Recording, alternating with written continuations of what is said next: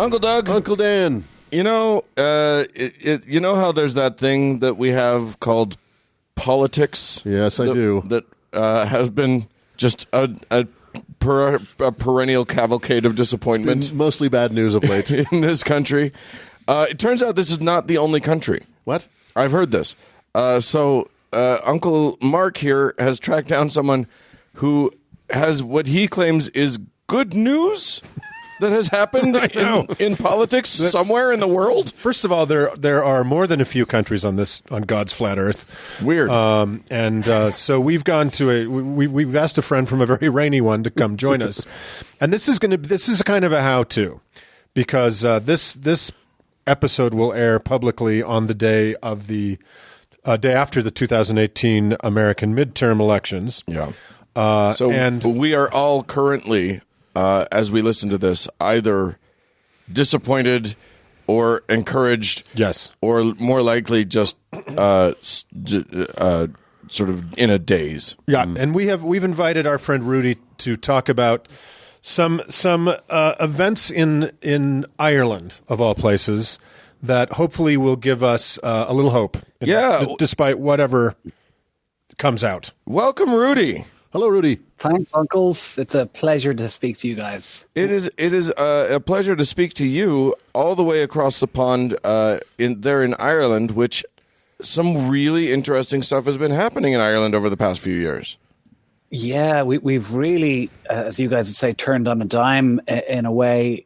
You know, like the Republic of Ireland is not a very old country, if you like. You know, once upon a time we were a colony, for want of a better term, and you know we're nearly 100 years as an independent state now, and with a constitution nearly as long.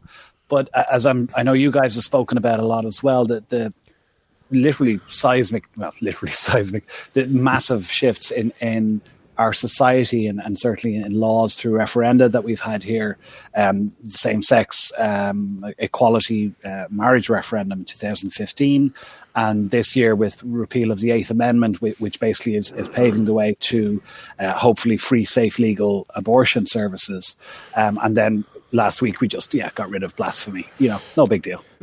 So it's astounding, is what it is. So for our listeners who might not know the history of the horrendously intertwined history of the state and the Catholic Church in the 26 counties, maybe speak a little bit to that, like what life was like. I mean, can you call it intertwined when there's no difference? When the state and the church are the same thing? That's not intertwined. That's just the same.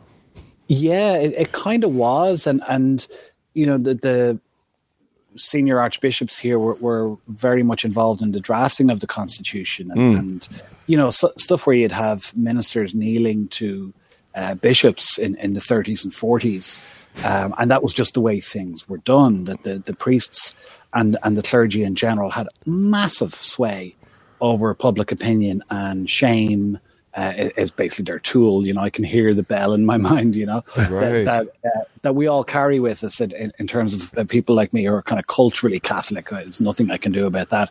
So like I was born in the 70s and into a Catholic family, and because everybody was, you know, it was very, very,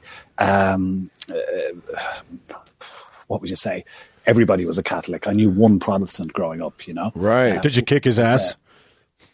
We're actually very good friends now. He's a fantastic keeper. My God, everything's changed. Well, he's a Buddhist now, which is even weirder, you know. But anyway, that's another day's work. But I kind of deconverted maybe in the late 80s, I would say. Was that even legal? Well, it isn't actually, because it's a bit like Hotel California over here. You can check out anytime you like, etc. Like I've written to the bishops, I have a piece of paper which confirms we acknowledge that you want to leave the church, but tough shit. And I was like, well, thanks, guys. That's really cool. I must send a picture of that for you. You might be able to stand it out in your feed.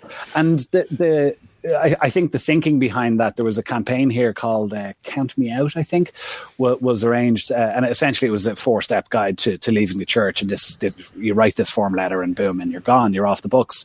And it kind of very quickly was taken up by a lot of people, and thousands of people were leaving the church officially within a matter of weeks, and it was shut down pretty quickly as well. The church changed the rules. I think that had a lot to do actually with Germany, and there's taxation for the religion you belong to. Right. So money somewhere at the back of it all, But anyway, Ireland's history has been in lockstep with the church. What I do have to say, in fairness, that before independence, we're talking that there's a big famine in Ireland in the 1800s. Where the church was a refuge and a point to coalesce around for Republicans and for nationalists here. Nationalists is now a dirty word, but I refer to people who were had been invaded, basically, my predecessors, I guess. And the church was a coalescing point, but the power became so much that it kind of, it tended to corrupt, basically. And so you ended up in a situation then where the church were basically making the rules in terms of anything to do with society. So I'd liken it to the current situation in Saudi Arabia, where you have the Saud family are looking after all the business stuff, but the Wahhabists are making the decisions in day-to-day life. Right. Running the schools and all that. And absolutely. And, absolutely. The history certainly goes back further than the 90 years of the modern state. Christianity and Catholicism have been in Ireland since the 5th century, right? So this is a long dance that church and state have had in Ireland, and I think your analogy to Saudi Arabia is probably the most apt. Say in the 1950s, 60s, 70s, right? That the control over society was absolutely unquestionable. So totally, yeah. That. And there was kind of an undercurrent of societal violence as well, where that the priests and then kind of the lesser than priests, as in an organization called the Christian Brothers, who I'll come back to hopefully, and nuns in general, who would be responsible for running the vast majority of educational systems, would have a corporal punishment approach to anything that was untoward whatsoever, and will be extremely involved in shaping young minds, basically, and that this is the way things are, and there's no doubt about it. So I was lucky enough to only get a certain amount of the tail end of that kind of whole world of violence in schools. But, you ask the generation above me, and they're regularly beaten and seeing people beaten up by sadists, basically. And so you would have the stigma around sex, of course, which is, that's what they do. They're really good at that one. Very on brand for Catholics, yes. Yeah, absolutely. They're extremely interested in what's going on in the pants. It's okay, guys. That's a bit weird, but okay. But so you'd have the stigma of unmarried mothers, for instance, and a lot of people will be, the shame will be on the family, so that the girl will be shipped off basically for her confinement, and in a lot of cases, the children. There was Steve Coogan made a movie recently. The name escapes me of it, about a woman who was forced to give a baby up to adoption that was subsequently sold to the States. Right. I can't remember what that was, but that was a good film. With Judi Dench, right? Yeah. Pardon? With Judi Dench, right? Exactly, that's the one. Yeah, it's a fine movie. I'm annoyed I can't think of the name of it, but the that was going on a lot. As a little money spinner for them, and a lot of the women involved, and some children would grow up in what were known as the Magdalene Laundries, right? Which effectively was another money spinner for the church, which was doing, looking after all the laundry for the army or for the various state agencies. It was slave labor, essentially. Essentially, 100%. Yeah, I love that. You have all these cute terms for human trafficking and slave labor and all of these, literally the worst imaginable things that you can do to humans. Yeah. But if you call them something cute, like Magdalene Laundry or whatever, then suddenly it's a fine. Why is anybody complaining? Yeah, I know. These were egregious abuses. These were horrendous. 30,000 or more women were in the Magdalene Laundries. The last one closed in 1996. Yeah, I know. It's mind-boggling, and I must admit, in talking it through with you guys, it kind of helps to remind me of the horror of it all. I do know the boys' equivalent, if you like, were known as the industrial schools, and there's one near Tuam, which is another thing we can talk about in the west of Ireland, a place called Letterfrack, which is basically this kind of Victorian massive building, which was just unwanted boys and orphans and what have you were just thrown into this system, were physically and sexually abused by brothers and priests for until they were old enough to get out and make them money. And I don't think priests would do that.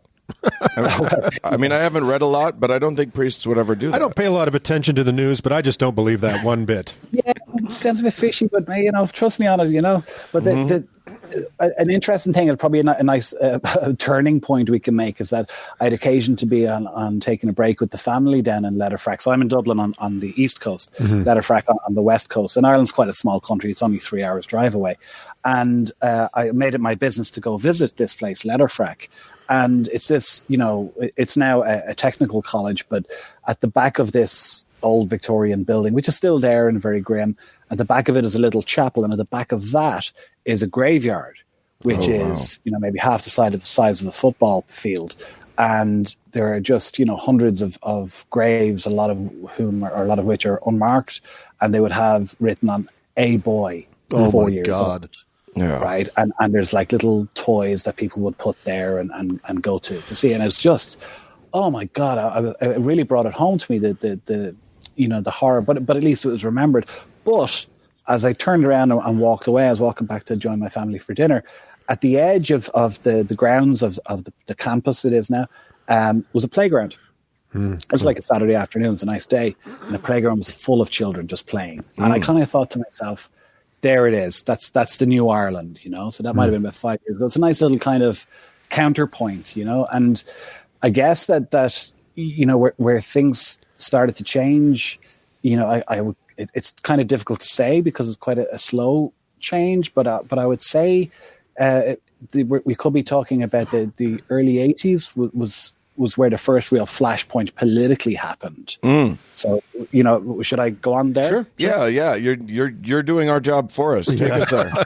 We're not in the studio anymore. We just left. The tape's still turning. Waffling, and does anybody left at the end turn off the lights? But I suppose the thing about the 1983 in particular was relating to abortion, but we kind of co-opted the English constitution or existing rules that were there, mostly when we gained independence, and then some amendments to that with our own constitution.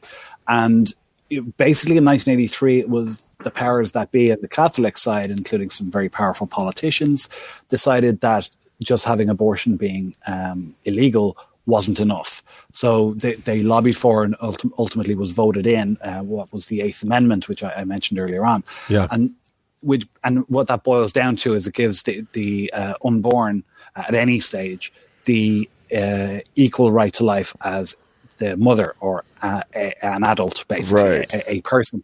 But that kind of kick-started the political movement. And now I'm not going to try and gain any credit on behalf of the most amazing women who have worked lifetimes to gain the removal of the Eighth Amendment. Right. But my understanding is that really kicked off a debate on the issue for the first time, and Ireland was kind of pushing back a bit at the expression that you'd have here. I'm not sure if you've ever heard about you wouldn't do something out of fear of a belt from the crozier, which is like the crozier being the bishop's stick. You'd metaphorically get a belt of the crozier if you step too far out of line. Right. And so the referendum was passed 66%, I think. Yeah. But there was significant opposition to it. And some people involved, like a subsequent president of Ireland, Mary Robinson, who last week was appointed chair of the Elders. Do you ever hear of them? Mm-mm. No. Replacing Kofi Annan and then Nelson Mandela before. It sounds very Illuminati, doesn't it? It does. But anyway, she's an extremely well respected lady in political terms. So she back in the day in 1983 was a senior barrister or solicitor, I think. And, she started to put forward very serious arguments about the flaws legally in this situation. And also just, the the unfairness as she being pro choice anyway.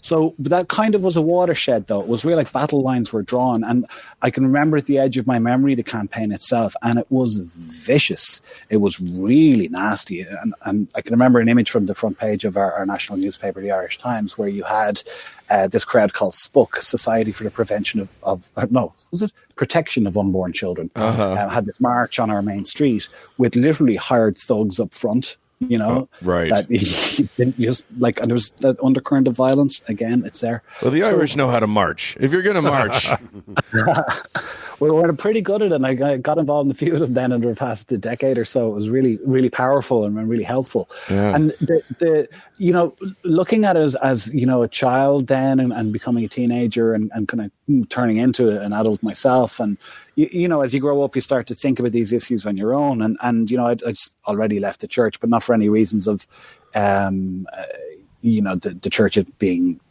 in ways evil, but just the logical aspect of it. This God stuff, first of all, doesn't appeal to me. It doesn't make any sense. I'm out, right? And that was the end of that. Right. But as we move on towards the 90s, you would have people like still Senator David Norris here, who is gay and very outspoken kind of guy. And he started pushing for the decriminalization of homosexuality. Of course, that was still illegal. And at the same time, there were many other people like the amazing Niall McCafferty, who's a women's rights activist, who was importing condoms from the north on a train. Because, coming from the UK, if you like, and, allowing themselves to be arrested. So there is condom trains going on. Oh, my God. That's what a great protest that is, to just bring condoms in.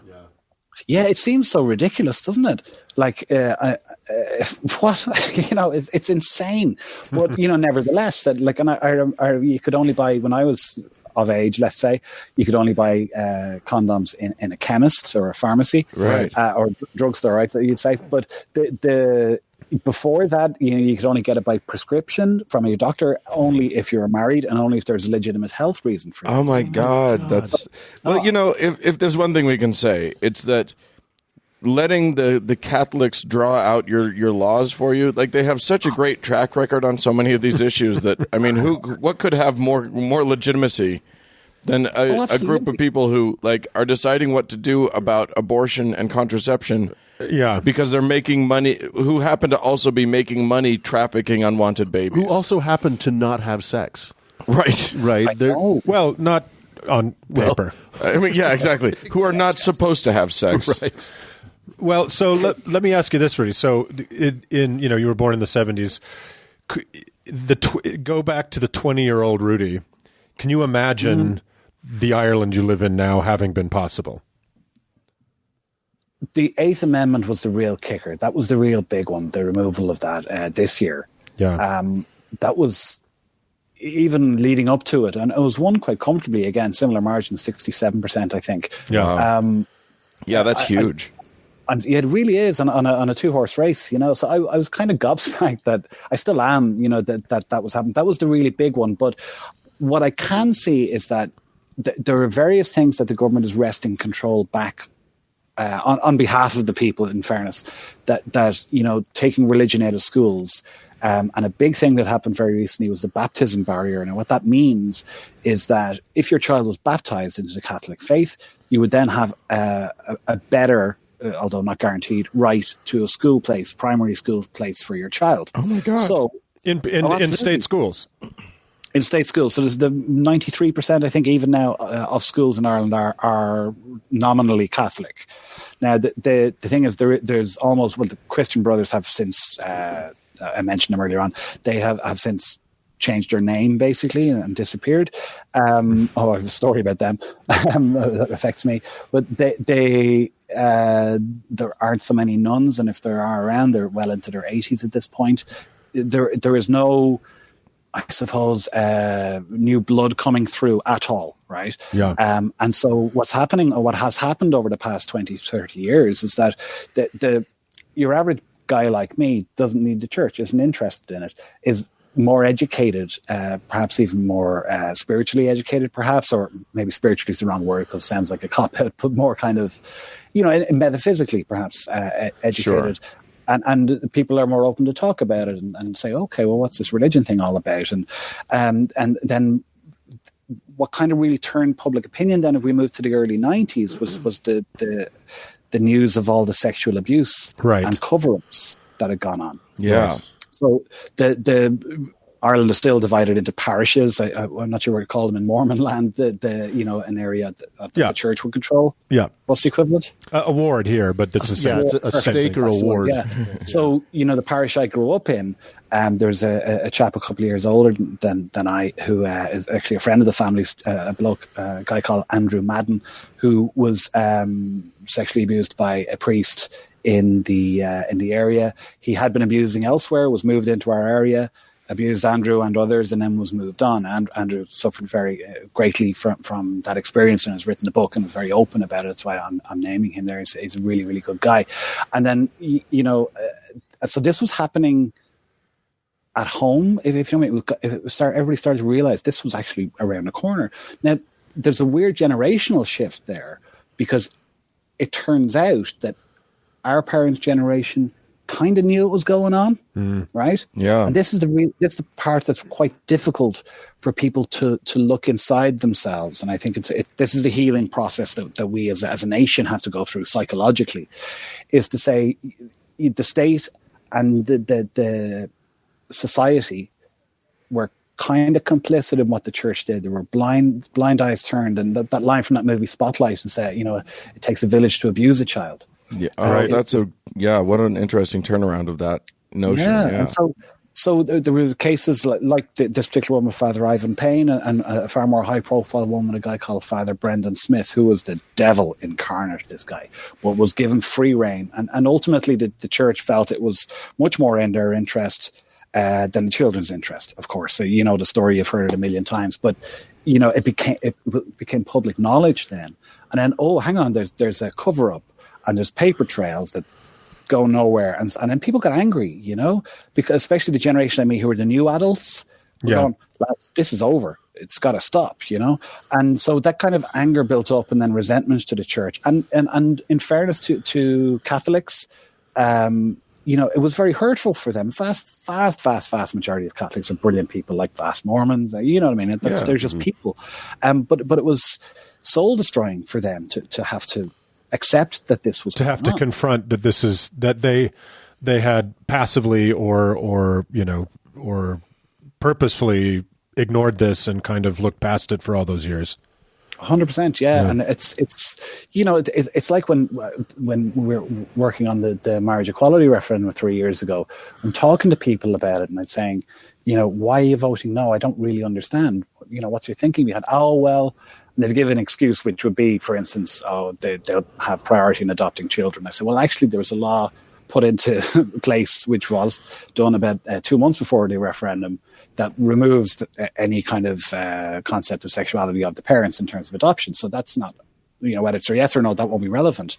And they talk around for a while, and I'd say, well, so why are you saying no? And they say, oh, well, the adoption thing, which basically means they're not listening, because to admit what the real problem is, they have to look inside into the darkness. Yeah, right. Do you know what I mean? And say, shit, I'm homophobic. Do you know what I mean? And people often don't like to they just brush it away. They can't deal with that. Well, it's so much easier to be homophobic than to confront homophobia, in yourself. It's so much easier to just, because for all the countries everywhere, it was the default for so, all of these things were the default. It was what you were supposed to be for so long. Yeah, it wasn't wrong. Right. It wasn't wrong. And it's only that shift has happened weirdly quickly in a lot of societies, including, the two we're talking about here today. But let me ask you this question. You are not a full-time political activist. You're not a professional political activist. And I thought that was something that was so interesting about your story. Do you want to talk a little bit about how you engaged in this and what you found successful, what advice you'd give people that want to advocate for something, what you found successful in dealing with strangers that you met? Yeah, absolutely. It was kind of a bit scary to get involved in a political, because I'm not political at all. I have no affiliations to any particular party over here or anything. But when the marriage referendum in particular, 2015, was announced, it was something that I was like, well, this is very black and white to me, that there is no question here. And I kind of, at the age I'm at, perhaps, as well, just kind of, I thought to myself, I can't let this one go. I can't sit on the sidelines and I just kind of shrug my shoulders and say, yeah, whatever. Because it doesn't affect me. As I'm heterosexual. It will never affect me. Right. But society isn't about me, and I'm. It's my responsibility to build a better society for my kids and for everybody who lives here. And I suppose a certain social justice warrior aspect to that, maybe. But I was, and I don't mean that as a pejorative. I think it's a brilliant term, actually. I really like it. Same. But, yeah, me too. Yeah, it's been co-opted by the bad people. But anyway, fuck them. Yeah, well, totally fuck. But the all of a sudden there was a swell of people feeling like me. But what also was there, and I'm sure that I am sure that all political parties are open to bringing new people on board, right? So I would, I emailed on Twitter. I found the local, Yes for Equality, which was the band of maybe 7 different equality groups, like the Gay and Lesbian Equality Network and others, that formed together under one banner. Mm-hmm. And put off any arguments, because these guys obviously have issues about how to approach the same goal, but came together maybe 6 months before the referendum. And I just got in touch with them and I said, listen, I'm in Dublin Northwest. What do I do? It's okay. We got a meeting in the local college at such a time. See you there. Brilliant. So I just rocked up and walked away with a bunch of merch and to give to people and badges and what have you. And I still have a rake of them now. It's brilliant. And okay, we're going to knock on some doors. And I was kind of going, okay. And knocking on doors was kind of terrifying. Yeah. And I witnessed live homophobia, doors being slammed, horrible things being shouted at people, and I think I was more affected than the gay people I was working with, who are probably used to that. Well, that's what they said. Yeah, I don't like that. I don't like even think of that as an excuse, but it's still true. But so I was kind of, oh my God! But there were counselling stuff. But looking back on Twitter at the time, so every evening it's between 7 o'clock and 9 o'clock. At 7 and at 9, there were pictures of literally, scores of people at street corners saying, this is us in one part of Dublin, this is us in Galway on the west, this is us in Kerry in the south, and we're going knocking on doors. And it was a massive, genuine grassroots movement. So I ended up picking up a lot of merch. I just spent an hour of an evening just delivering stuff, what would you say, just through letterboxes. But the thing that I probably felt was most effective in terms of numbers, because it's very difficult to gauge these things, right, is what I've called micro-canvassing, which is conversations, the chats, as a friend of mine called it, where you have the chats with somebody. And on Facebook in particular, like Twitter is a little bit bubbly. Facebook are your relatives, and you can't, and friends from school and that kind of stuff, and you can't really choose them perhaps as maybe, or curate them as much as your perhaps Twitter feed. So, I was kind of nudging conversations along there about, okay, and you registered to vote, are you up for voting? And then taking it offline into private messaging and saying, listen, are you sure you're registered to vote? Brilliant. What's your plan to vote? Are you going out to drink? Because referendums are generally held on a Friday. The most recent one was, and a lot of people missed the chance to vote because they went straight to the pub after work. So I was like, well, listen, make sure you vote in the morning, and just do it for me. Do me a favor here, And these guys would be saying, oh, fuck it, he's going to ask, so I'll just walk and do it, or whatever reason, But it was polite pestering. You politely pestered the people in your life. And it was, a lot of people were doing that, but also to tune into the way of, yeah, you're part of a community. Yes, you're affecting change. You're doing this. Now I had a tiny, tiny part among thousands of people and some absolute, giants on whose shoulders I stood, right. Like the aforementioned David Norris or Colin O'Gorman or other, like Panty Bliss. I don't know if you know. Yes, absolutely. Miss Panty Bliss. Ah, she's amazing. And that just changed Ireland, Now, of course, there's generations of people like Senator Norris and others behind even before that who, as long as we've had gay people, we've had resistance to the homophobia. But that was, the real start of something, and a belief then in the new Irish people to say, yep, you know what, we can do this. And then the government, okay, you don't need a weatherman to know which way the wind blows, right? I decided, okay, well, now I think it's time to start looking at what else we can do. Now, before the marriage referendum, I do have to talk, before the referendum in 2015, I do have to talk about something that happened in Galway in 2012, which is the utterly tragic and avoidable death of Savita Halappanavar. I'm sure. Have you heard about that situation? I don't know if I remember that. Why don't you tell us, Rudy? I'll very briefly go through it. So Savita was an Indian national who moved here with her husband, and she was working as a dentist. He worked in IT. He had been here for a number of years, and Savita was expecting her first child and was, had a suspected miscarriage and was brought into hospital. And what happened was that through a combination of lack of clarity over what doctors could do to save her life, her cervix was open and she contracted sepsis and died after a couple of days of hand wringing, and it actually got to the point that one hospital.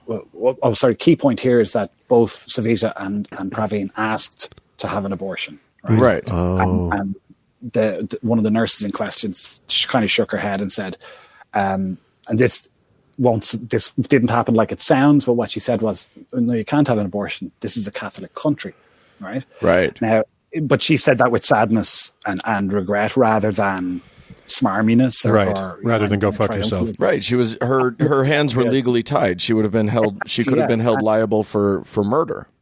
Yeah, and there were like 20 people along a chain of, the subsequent inquiries. But anyway, it was Savita's death for the tragedy that it was. It really mobilized people and got people very, very angry. And the government then was already in train with the same-sex, the equality referendum. And when that passed with similar 66%, then the plans were put in place to how are we going to overturn the 8th, or at least have a vote on it. So the government they did it for the equality referendum, which was, instead of just proposing it themselves, they kind of had a lightning rod called the Constitutional Convention, which they essentially convened to have 100 random citizens discuss it and get all the information, and should we do it, and thereby washing their hands of any kind of. So it's politically quite a smart thing to do. But, ultimately, the go-ahead was given to have a referendum this year. And, we won by a staggering amount, considering that the ferocity of the opposition. Yeah, it's amazing. The news has kept coming from the Emerald Isle, and it just keeps surprising those of us over here who know a little bit about, Irish history, the history of Ireland. To see all of these things coming to fruition. It does seem like the lesson that we can learn as Americans from this is that what we should do is allow the Christians to take over and just have a couple hundred years of horrific abuses, and then we'll be able to fix things. It just might work. Yeah, what we need is 1,500 years of the Dark Ages. Right, we just haven't gone through that yet. That's our problem. What I take a very hopeful message from all of this, Rudy, and yes, you're standing on the shoulders of giants, but those giants can only do so much, and it is the armies of the little people out there who just engage on Facebook and knock on doors and do the work of making society a better place. And I think that's, your story and the story of you and your fellow countrymen are extremely inspiring to us. So wish us luck on Tuesday, won't you? Oh, absolutely. I've been following you with great interest. So I won't even make a prediction because this will come out after the results. But right. I'm cautiously optimistic. But fingers crossed. I was 2 years ago, and that didn't pan out so well. Oh, right. Don't even say it. Yeah, we're all. The caution is overweighing the optimism at this point. The champagne in my fridge is 2 years old. Oh, there you go. And I think the takeaway, like you guys said, is what motivated me to get kind of political, in such a word, is that it's my society. and it's up to me to actively try and change it. And it doesn't cost that much in terms of time or effort and all that, but it does give a great sense of ownership. And then when things can go right, that you help cause the goodness, and the improvement of society. And it's up to you guys. You've no excuse. Make it better. Well, I love it. And in the spirit of taking ownership, now that blasphemy is legal in Ireland, in closing, would you like to blaspheme on the air Legally. No, I won't. And I'll tell you why. Because I think it shouldn't be a crime, obviously, to be blasphemous, but to be blasphemous enough to trigger that thing that is leaving our constitution, you have to be a dick about it, right? I love it. What a great take. You're too fucking nice. No, it's very good. Don't be a dick, but it should be legal to be a dick. I think is where we as a I think that's a fantastic way to run a society. There you go. Well, Rudy, thank you so much for joining us. Yeah, Rudy, what a pleasure. Next time, let's come back and talk about the next referendum when that rolls around. Right. If we still have freedom of speech to talk to you in this country. Yeah, true enough. Yeah, maybe you come onto my podcast and I'll have Radio there we Free go. Ireland. From our bunker. Outstanding, guys. All right, Rudy. Thanks so much. Thank you, Rudy.